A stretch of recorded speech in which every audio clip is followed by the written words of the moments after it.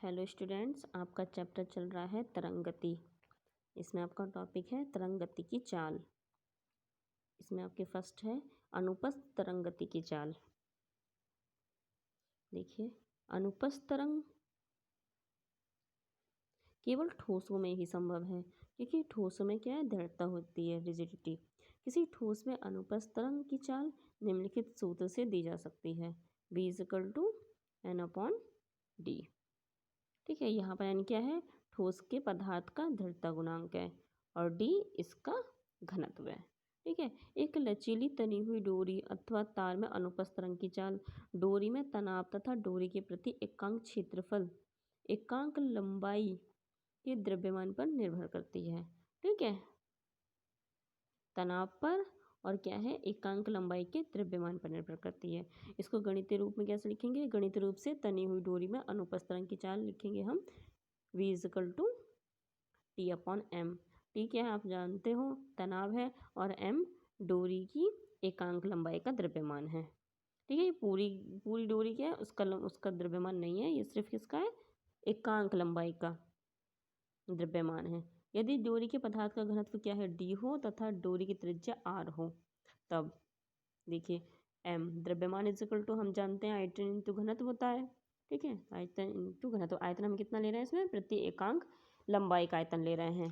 ठीक है, और घनत्व, ठीक है, तो आयतन कितना है, πr² इंटू एकांक लंबाई की बात कर रहे हैं, तो लंबाई इसमें हमने 1 ले ली है, इंटू डी को ऐसे लिख दिया है, तो m की वैल्यू कितनी हो गई, πr²d। वहाँ पर V= हमने कितना लिखा था, √T/m। ठीक है, तो यहाँ पर हम ऊपर वहाँ पर dm की वैल्यू पुट कर देंगे। अतः तनी हुई डोरी में अनुपस्थ तरंग की चाल कितनी होगी, V=T/πr²d।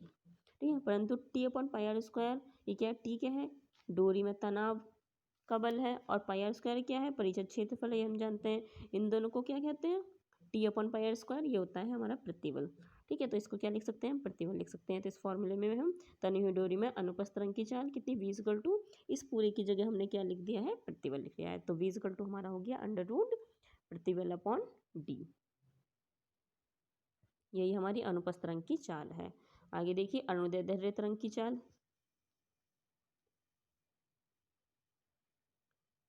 अनुदैर्ध्य तरंगें ठोस, द्रव तथा गैस तीनों प्रकार के माध्यम में संचरित हो सकती हैं।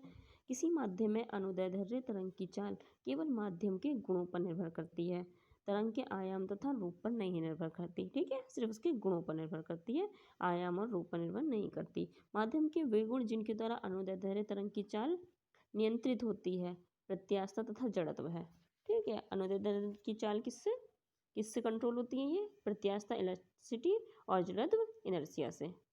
ठीक है, आगे है ठोसों में अनुदैर्ध्य तरंगों की चाल। हमें ठोसों में देखनी हो तो इसके लिए देखिए, किसी विस्तृत ठोस में अनुदैर्ध्य तरंगों की चाल निम्नलिखित सूत्र से दी जा सकती है, V=√B+4/3h, जहाँ B, N तथा T ठोस द्रव के क्या क्या हैं, ये देखिए आयतनात्मक प्रत्यास्थता गुणांक, दृढ़ता गुणांक तथा घनत्व है।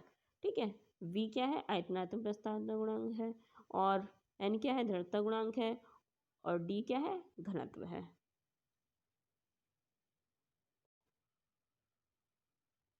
फॉर्मूले में यहाँ पर V=√B+4/3 अपॉन में यहाँ पर dV है। ठीक है, ये है फॉर्मूला, V=√B+4/3 है। ठीक है, यदि ठोस एक लंबी क्षण के रूप में है, तब क्षण में अनुदैर्ध्य तरंगों की चाल होती है V=√γ/d। यहाँ पर गामा क्या है, ठोस का यंग गुणांक है ये। ठीक है, और डी तो हम जानते हैं घनत्व होता है। आगे है आपका द्रवों में अनुदैर्ध्य तरंगों की चाल। अब द्रवों में देखनी है हमें, तो किसी द्रव में अनुदैर्ध्य तरंगों की चाल के लिए ये सूत्र होता है, V=√B/d। B क्या है, हम जानते हैं आयतनात्मक प्रत्यास्थता गुणांक है, और D हमारा घनत्व है। Okay students.